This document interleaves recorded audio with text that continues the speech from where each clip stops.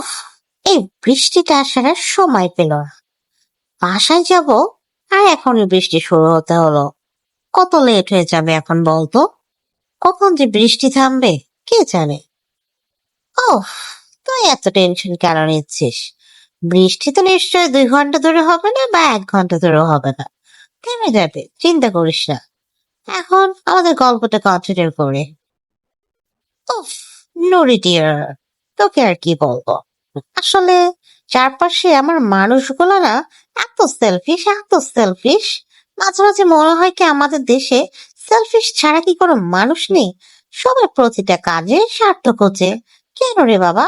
স্বার্থ ছাড়া কি কোনো কাজ হয় আজকাল? উফ, কাম অন ডালিয়া ডিয়ার, এভাবে কেন কথা বলছিস? আমাদের দেশে সবাই তো সেলফিশ। শুধু আমাদের দেশে কেন, বিদেশেও সবাই সেলফিশ।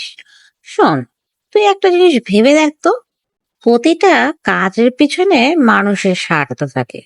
এই যে যেমন দেখ, আমরা যে রেস্টুরেন্টে বসেছি, কিছু খাওয়া দাওয়া করলাম, এখানে আমাদের স্বার্থ কি? এখানে আমাদের স্বার্থ হলো আমরা খেতে এসেছি, যেটা বাসায় আমরা এখন মোটো বানাতে ইচ্ছুক না। আর এই রেস্টুরেন্টের স্বার্থ কি? তারা এই রেস্টুরেন্টটা খুলেছে, তারা মানুষের কাছে খাবার প্রোভাইড করবে, তার বিনিময়ে টাকা পাবে। অর্থাৎ বলতে পারিস one kind of give and take. আর পৃথিবীতে মানুষ যে বলে মায়ের ভালোবাসা হচ্ছে নিঃস্বার্থ, এখানে কোনো স্বার্থ নেই, এটাও না, আমার কাছে ফলস বলে মনে হয়। কারণ কি জানিস, যদি নিজের সন্তান হয় তাহলে হয়তো নিঃস্বার্থভাবে ভালোবাসা থাকবে, কিন্তু যদি সেটা পরের সন্তান হয় তখন সে ভালোবাসা কোথায় যায়? ও মাই গড, নুরি ডিয়ার, তুই তো অনেক ভালো কথা বলেছিস। আমি তো আসলে না এইসব বিষয় নিয়ে ভাবার সময় কোথায়, কখনো ঠান্ডা মাথায় ভেবে দেখিনি তো, যে পৃথিবীতে সবকিছুর পিছনেই স্বার্থ থাকে, অর্থাৎ গিভ অ্যান্ড টেক। আর হ্যাঁ, মায়ের ভালোবাসা নিঃস্বার্থ হয়, কিন্তু কখনো এভাবে ভেবে দেখিনি যে অন্যের সন্তান হলে সেখানে তো নিঃস্বার্থ ভালোবাসা কখনোই থাকে না। উফ, গ্রামের মানুষরা আবার এটাকে বলে এক গাছের ছাল আর এক গাছে লাগে না। এমনকি হাজবেন্ড ওয়াইফের মধ্যেও তো সে গিভ অ্যান্ড টেকেরই সম্পর্ক। কেউ অবহেলা করবে, কেউ ভালোবাসবে, তাহলে তো সম্পর্ক টিকবে না।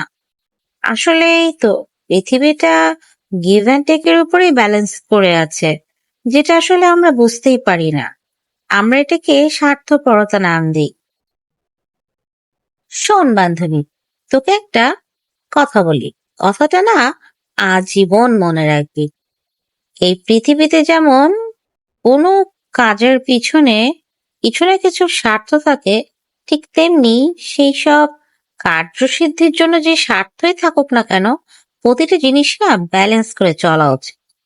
কারণ তুই যদি ব্যালেন্স করে না চলিস, পরবর্তীতে কিন্তু তোকে অনেক ধরনের সমস্যার মুখোমুখি হতে হবে। আর একটা কথা সবসময় মনে রাখ, প্রয়োজনের তুলনায় কখনো কাউকে বেশি উপদেশ দিতে যাবি না। কারণ এখনকার যুগের মানুষ আবার উপদেশ দেওয়াটাকে জ্ঞান বলে মনে করে। আরে ভাই, তোর কাছে যে জ্ঞানের অভাব সেটা শিখতে দোষ কোথায়? না, এমন ভাবে শো অফ করবে, মনে হয় না জানি পিএইচডি করে এসছে। যত সব বোরিং পিপল। শুধু তাই নয়, দেখ, আমরা যে চাকরি করি, এই চাকরি করি বলেই, অর্থাৎ কাজ করি বলেই কিন্তু অফিস আমাদেরকে স্যালারি দেয়। কাজ না করলে তো অবশ্যই আমরা স্যালারি পেতাম না। আসলে রে, প্রতিটা বিষয়ে এভাবে করে কখনো ভেবে দেখিনি। তবে হ্যাঁ, তুই যে আজকে আমাকে যা বোঝালি, আমি এখন থেকে সবকিছুই মনে রাখার চেষ্টা করব এবং সেই অনুযায়ী কাজও করব। আর যারা মনে করে পৃথিবীতে সবকিছু নিঃস্বার্থভাবে হয়, তারা তাদের এসব ভ্রান্ত ধারণা নিয়ে বসে থাকে। তাতে আমার আর তোর কি বল? ইয়েস বান্ধবী, ঠিক তাই। যে যেটা করে সন্তুষ্ট থাকে তাকে সেটাই করতে দেওয়া উচিত। এখানে মাঝখান থেকে আমার আর তোর বা অন্য কারণে আন্দোলনের কোনো প্রয়োজন নেই। আচ্ছা চল, বাইরে মনে হয় বৃষ্টি থেমে গেছে, আজকের মতন ওঠা যাক, অন্যদিন আবার এসে আড্ডা দেওয়া যাবে রে। উফ, গল্পে গল্পে সময়টা অনেক ভালোই কাটলো। কখন বৃষ্টি শুরু হলো আর কখন শেষ হলো বুঝতেই পারলাম না।